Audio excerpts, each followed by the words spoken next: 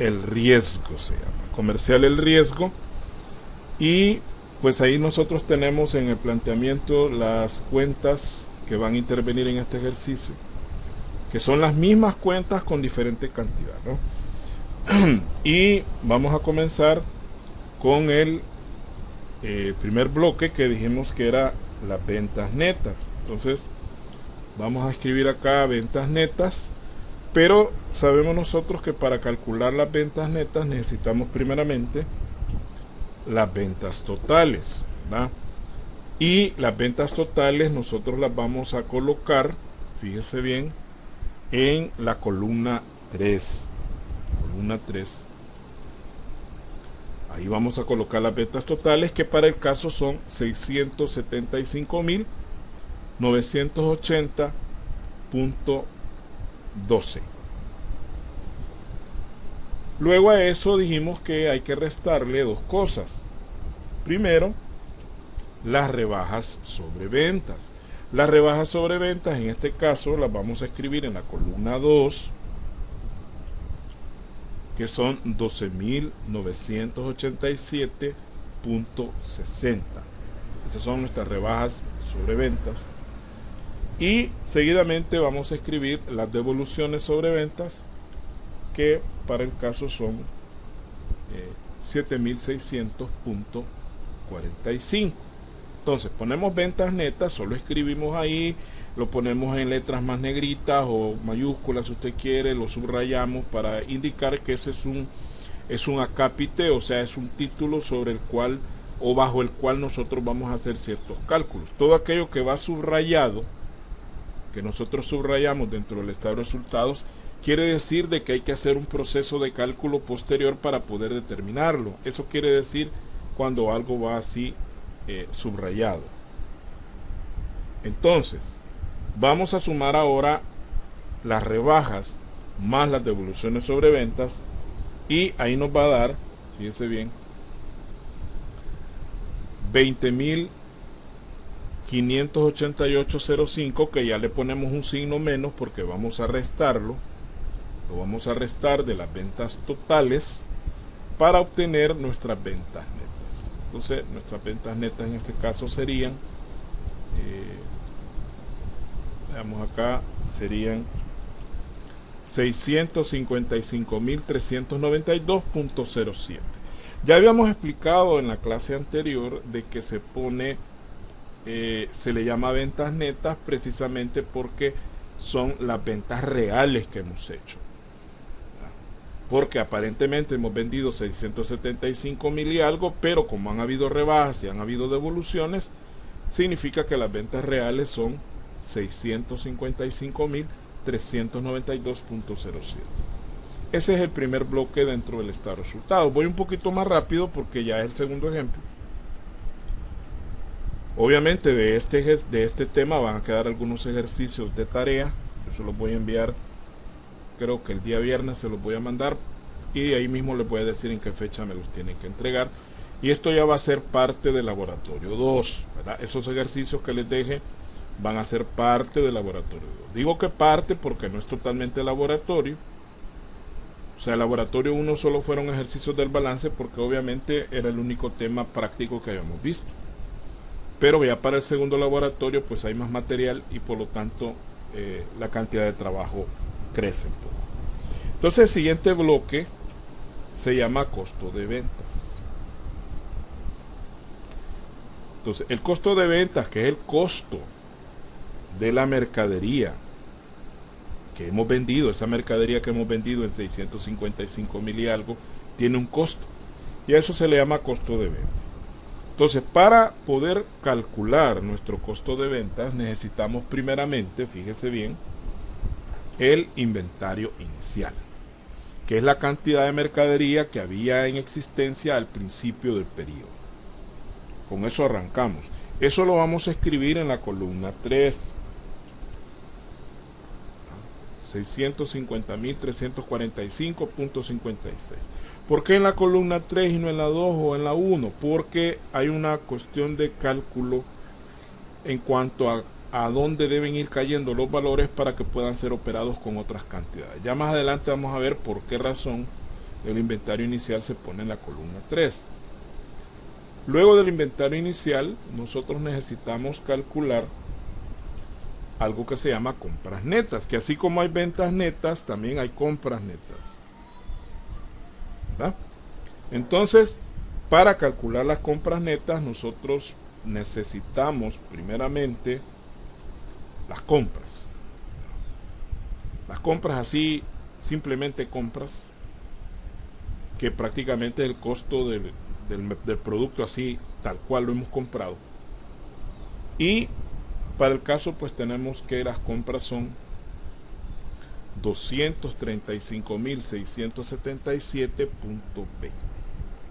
Ese es el valor de las compras. Pero dijimos en la clase pasada de que las compras también, o sea, hay una serie de gastos adicionales que se tienen que hacer para poder efectuar esas compras. Hay que pagar transporte, seguro, almacenamiento, derechos de importación. Entonces todo eso se conoce con el nombre de gastos de compra. Y los gastos de compra nosotros los vamos a colocar en la misma columna 2, ¿verdad? Por eso es que las compras se ponen en la columna 2, porque ahí mismo vamos a poner los gastos de compra, que para el caso son $25.670. Esos serían nuestros gastos de compra. Entonces, al sumar las compras más los gastos de compra, nos va a dar un valor que se llama compras totales. O sea, al sumarle las compras, los gastos de compra, obtenemos las compras totales, que las vamos a colocar justo abajo, ¿verdad? Aquí abajito vamos a escribir la suma. Entonces las compras totales son 261.347.20. Pero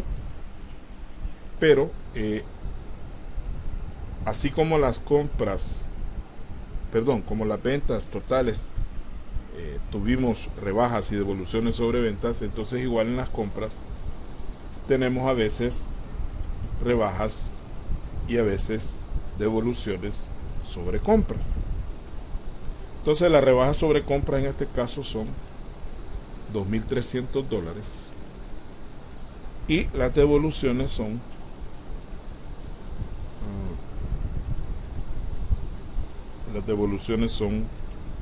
$650. Entonces estos dos valores los sumamos en la columna 1. Dijimos en la clase pasada de que la columna 1 prácticamente solo para esos dos valores sirve, solo para rebajas y devoluciones. Es un buen recurso de memoria para usted cuando esté elaborando un estado de resultados, que la columna 1 prácticamente solo es para el rebajas y devoluciones sobre compras. Yo entiendo de que en estos casos, cuando ven un ejercicio, no solo en esta materia, sino en otras, generalmente nosotros cuando nos dejan ejercicios, lo que hacemos es ver un ejercicio, un ejemplo que nos ha dado el profesor de modelo, e ir armando el ejercicio de acuerdo al modelo. Eso no está malo, ¿verdad? O sea, que usted agarre el ejemplo y con base en el ejemplo usted arme el ejercicio, está bien. Para el primer ejercicio está bien, pero ya para el segundo o tercer ejercicio que usted tenga que hacer, la recomendación es que usted lo haga sin ver el modelo. Sin ver el modelo. Y cuando usted tope y ya no haya que hacer, entonces vaya a ver el modelo, ¿verdad? Pero ya tratar de hacerlo sin ver el modelo, para que usted tenga autonomía para elaborar un estado de resultados, y en cualquier momento que le venga y le diga a una persona, mire, elabóreme un estado de resultados, no va usted a estar buscando en sus archivos o en sus cuadernos viejos cómo lo hizo en aquel momento para hacerlo. Usted tiene que saber hacer un estado de resultados en cualquier momento y en cualquier lugar y de cualquier empresa, sea industrial, comercial, bancaria, porque en bancaria también tienen que ver estados de resultados, pero es totalmente diferente el estado de resultados de un banco es totalmente distinto. El de una compañía de seguros, donde se maneja mucho la parte de las reservas, ahí el estado de resultados es totalmente diferente a lo que uno está viendo acá. Entonces esa es una de las recomendaciones que yo hago siempre a mis alumnos. El primer ejercicio, ni modo, hay que ver el modelo, ¿no? Pero ya para el segundo tratar de hacerlo sin ver el modelo y recurrir al modelo solo cuando realmente ya no hayamos que hacer, ¿verdad? Es como cuando uno aprende a andar en bicicleta. Bien, entonces 2300 más 650 nos dio 2950. Ese valor lo escribimos en la columna 2. ¿Por qué en la 2? Porque en la 2 ya tenemos a las compras totales esperando para poder ser restadas, ¿verdad? Compras totales menos rebajas y devoluciones sobre compras nos va a dar como resultado las compras netas. Este valor de la resta lo subimos acá y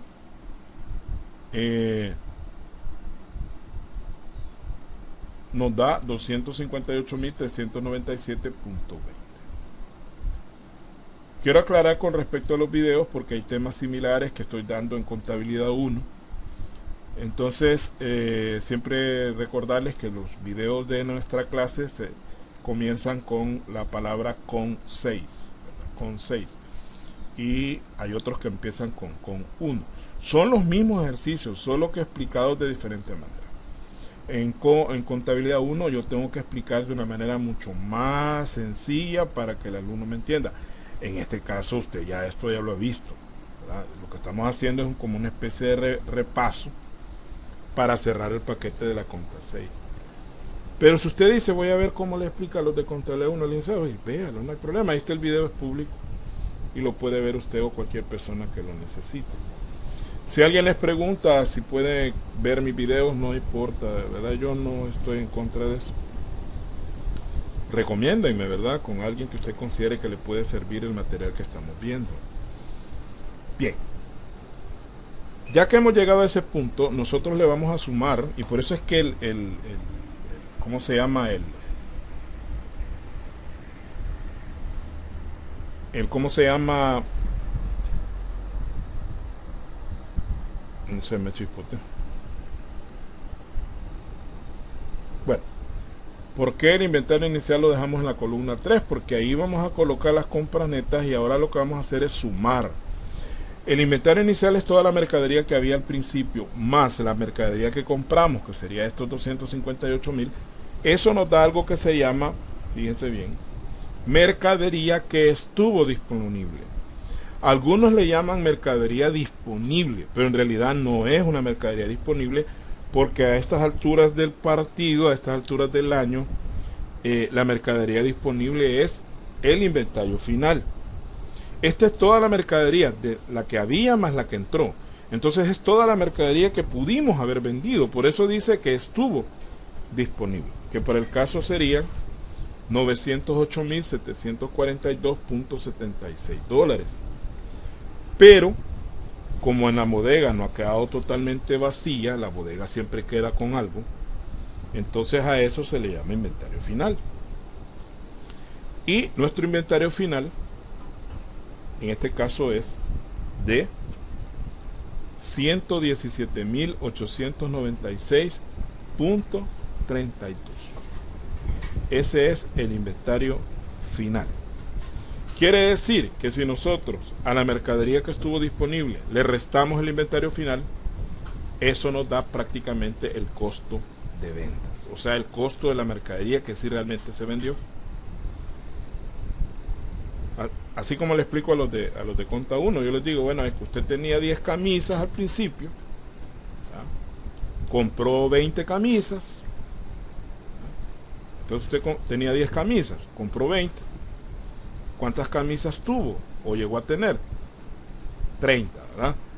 10 más 20, 30. Pero al ir a la bodega, resulta que usted solo tiene 5 camisas en bodega. Entonces, si a las 30 camisas usted le resta las 5 que quedaron, le da 25. ¿Qué son esas 25? Son las camisas que usted vendió.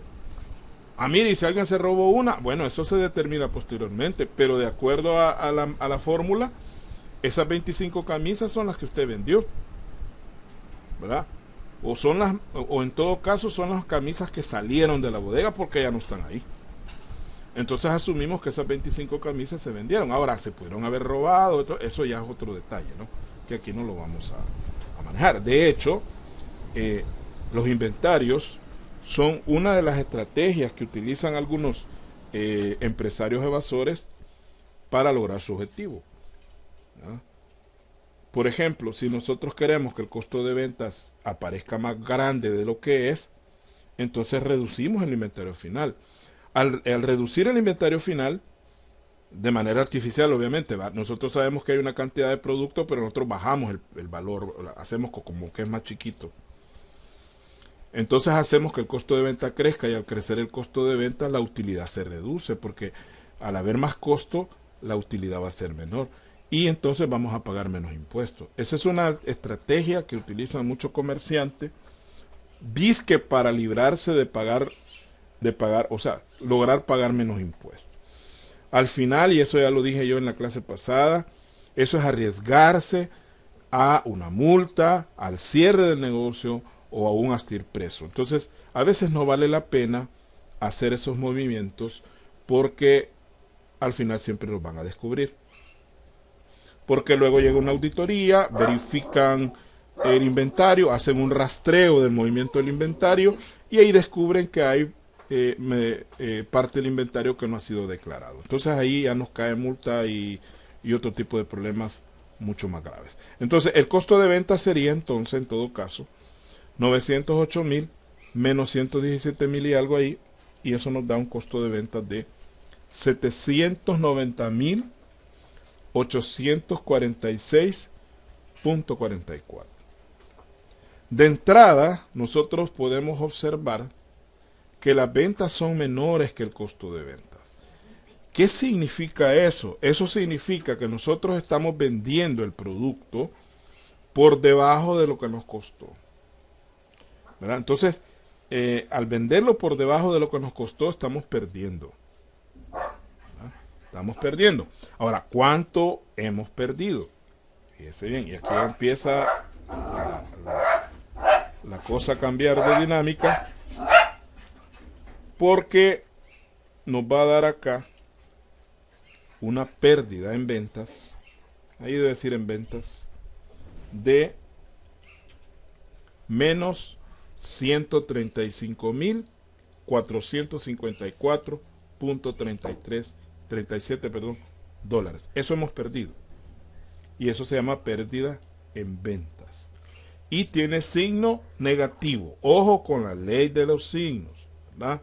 Que es ahí donde se me enchibolan casi siempre. Desde que yo doy esta asignatura, tanto a nivel de bachillerato como a nivel universitario.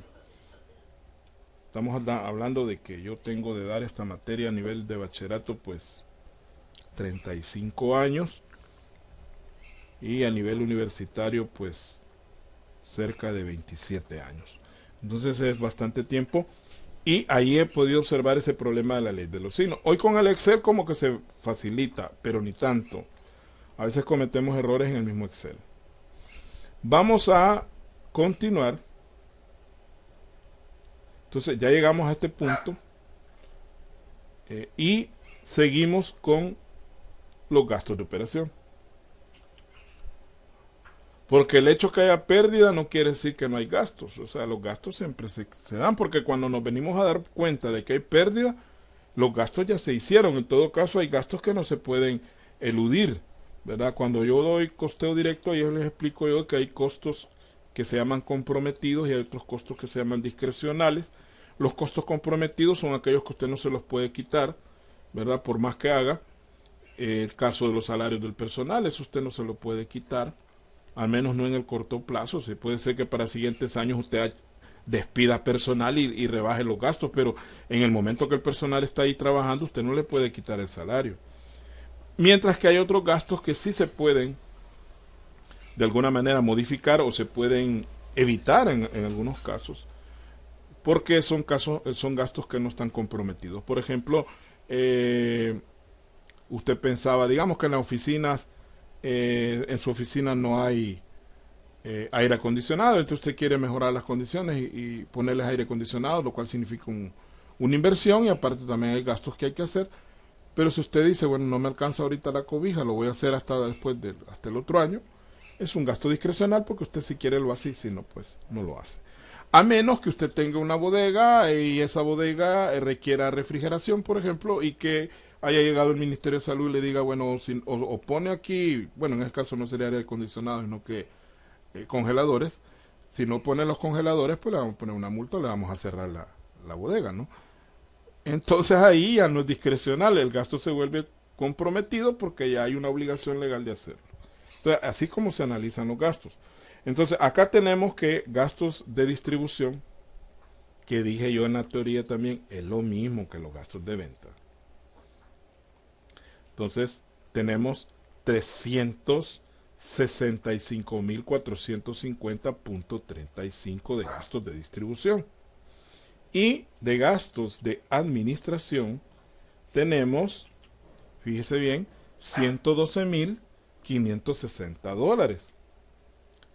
Si nosotros hacemos la suma de los dos gastos, eso nos va a dar los gastos de operación, que para el caso son 478.010.35. 478.010.35. Bueno, y aquí entra la ley de los signos. Como los gastos son negativos, aquí esto es negativo, y la pérdida también es negativa, ¿verdad? Entonces, es negativo y negativo, dijimos que la regla dice de que dos cantidades con el mismo signo se van a sumar. O sea, aquí no le aparece el menos a los gastos, pero usted sabe que están restados, ¿no? Cantidades con signo igual, entonces se van a sumar y el resultado va a ser, ¿cómo se llama? Va a conservar el signo. Entonces en este caso nos quedaría menos 613.464.72.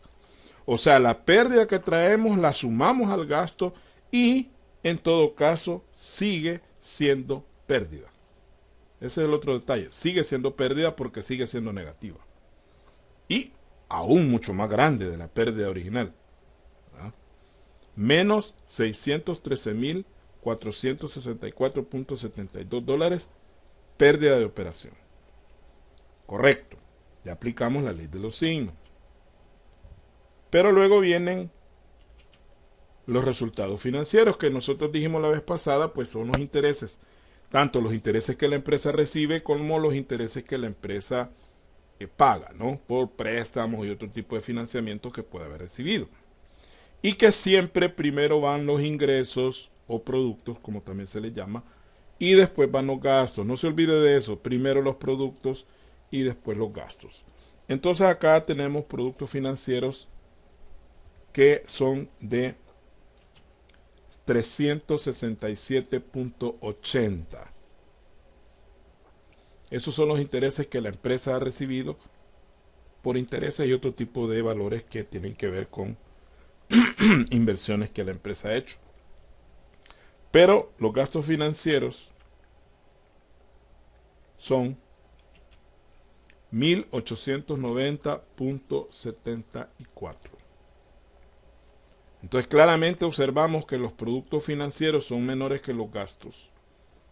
Por lo tanto, al hacer la resta, aquí siempre va a ser resta.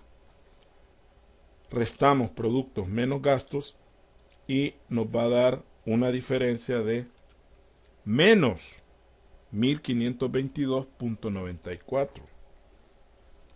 Dijimos que este signo alternativo aquí más o menos se va a convertir en más dependiendo o en menos dependiendo del resultado. En este caso el resultado es negativo, pero la pérdida es negativa también. Entonces, si el resultado financiero es negativo y la pérdida de operación es negativa, aplicando la ley de los signos decimos que cantidades con signos iguales se suman y se pone el signo del que se repite en este caso. Entonces, sumamos. Sumamos y la pérdida se hace más grande, ¿no? Sumamos y sigue siendo pérdida. No se me vaya a confundir con que los gastos no llevan signo menos aquí. No llevan signo menos porque nosotros de entrada no esperamos que la anterior sea pérdida, ¿no? Entonces esperamos que esto siempre sea ganancia, pero el signo natural de los gastos es negativo. Por eso lo sumamos a la pérdida para que nos diera la pérdida de operación.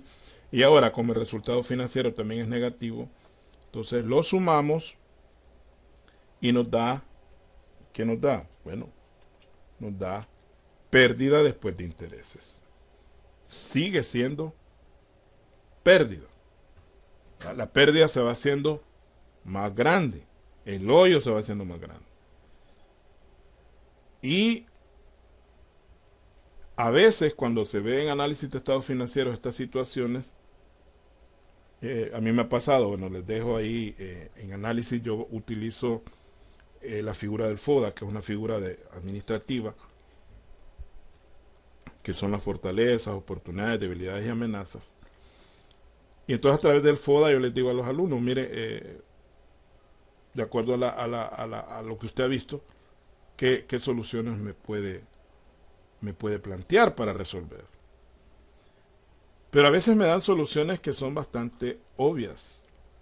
Y al ser obvias, pues en sí mismas no son soluciones. Hay que hacer algo más para llegar a esa solución.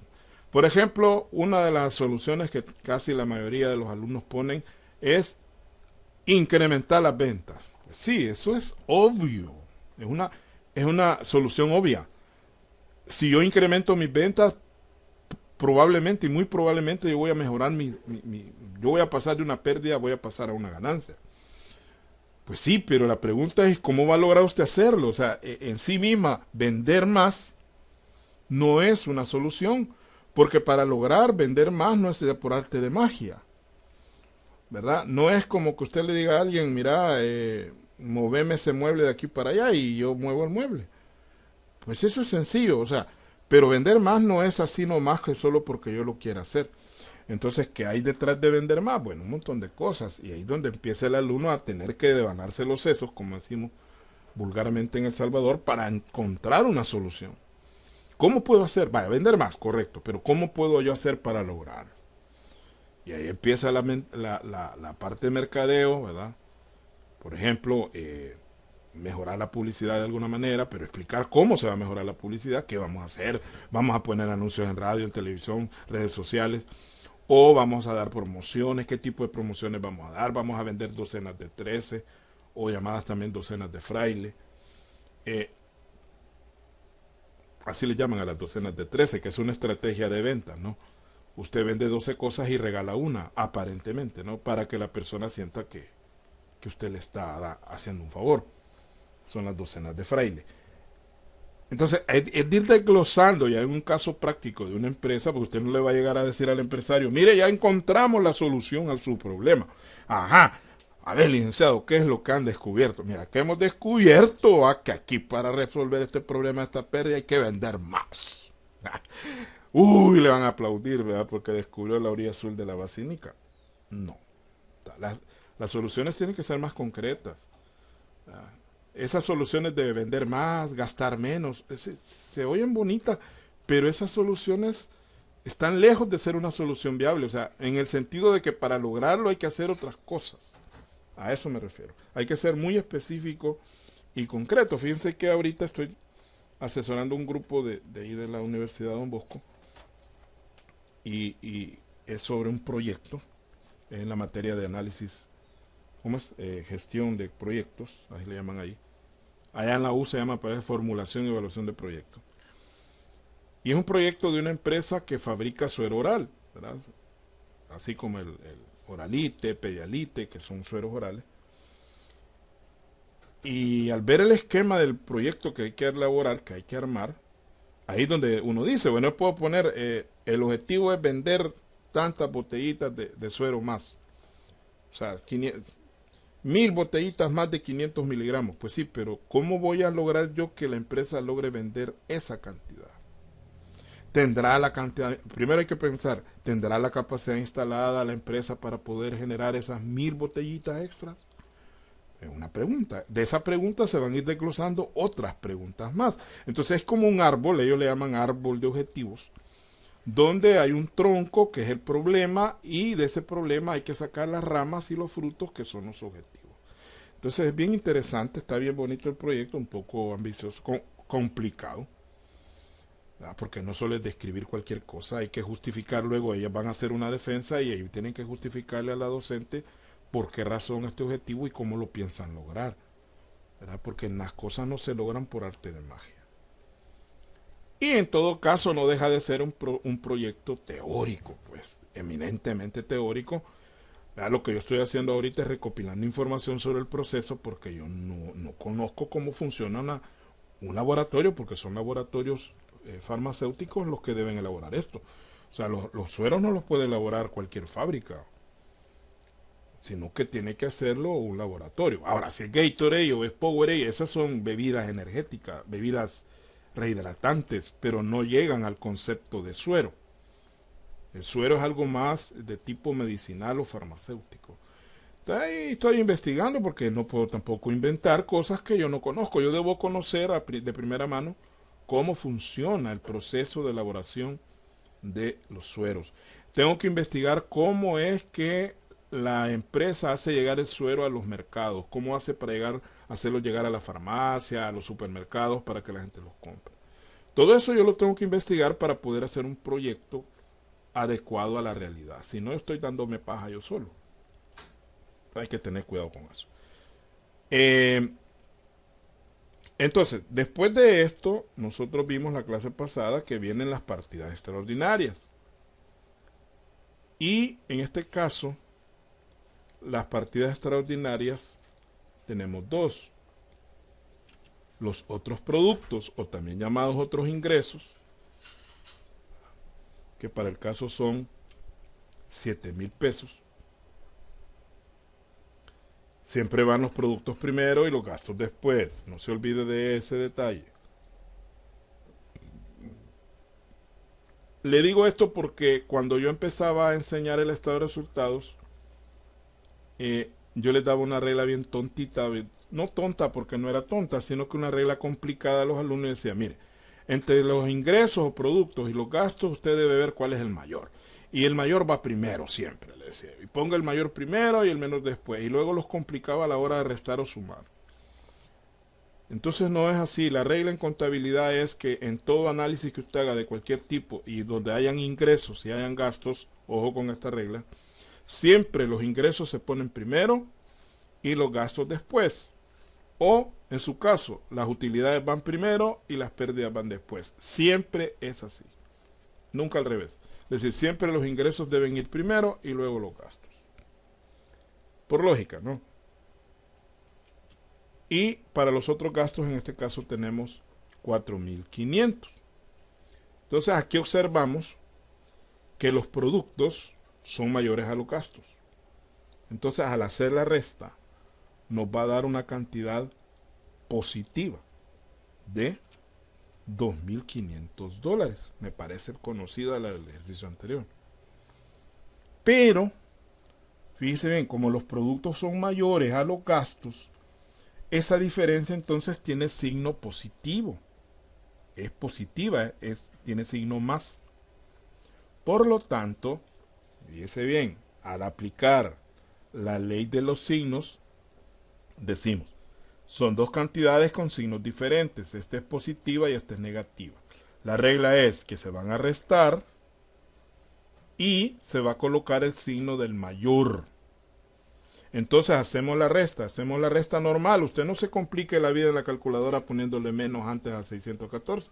Simplemente haga la resta así positivamente como 614.987,66 menos 2,500. Y le va a dar una cantidad positiva, ¿no? Pero usted le va a poner menos. Aquí hay un error. ¿Ah, no? Sí, está bien. La resta nos dio 612.487,66, pero como la pérdida después de intereses es mucho mayor que las partidas extraordinarias, sigue siendo pérdida, o sea, sigue siendo negativo, por eso le ponemos el signo. Aunque la pérdida se reduce, ¿verdad? Se reduce que ¿en qué? Bueno, $2.500 no le hacen ni cosquilla a esa pérdida. O como decía mi abuelita Lola, pues que no era mi abuela, pero yo la consideraba como tal, que en paz descanse, que es como tratar de apagar un incendio con una escupida.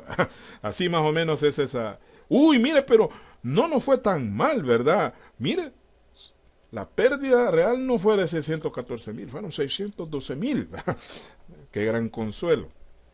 Pero bueno, como decía alguien por ahí también, consuelo de muchos, no, ¿cómo es? Mal de muchos, consuelo de tontos, ¿verdad? Eso de decir, por lo menos no soy el único, hay otros que están peor que yo, dice. Fíjese que gran consuelo cuando uno está bien jodido en alguna situación, disculpen la palabra, muy salvadoreña, jodido. Usted está bien jodido, ¿verdad? Y dice, pero aquel está peor que yo. Ese es el gran consuelo de muchas personas, eso es mediocridad.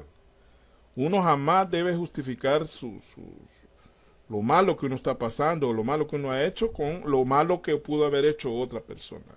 Y es natural, los seres humanos somos así. Todos lo hemos hecho en algún momento. Para sentirnos menos mal, ¿verdad? No, usted asuma lo que está viviendo y si usted se equivocó, asuma su error. Y esto sigue siendo entonces pérdida. Y esa ya es nuestra pérdida neta. Mire, licenciado, ¿y la reserva qué pasó? No hay reservas. Es ilógico, es absurdo pretender crear reservas de pérdidas.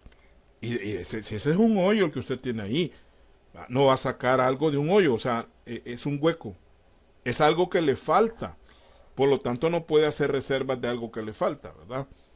Por el contrario, ahorita hay que empezar a pensar en de dónde vamos a hacer o cómo vamos a hacer para cubrir ese hoyo. Porque ese hoyo que está ahí está en forma de dinero que no está en la cuenta del banco, deudas más que todo. Esos 612,000, la mayor parte de esos 612,000 de pérdida son deudas. ¿Con quiénes? Con los proveedores que probablemente no les hemos podido pagar porque no hemos vendido suficiente. Con los empleados, probablemente les debemos salarios de algunos meses. Es deuda con el banco que tal vez ya nos atrasamos por tener ese problema de pérdida. O sea, la pérdida en sí está reflejada en menos efectivo, en general casi siempre menos efectivo o más deudas.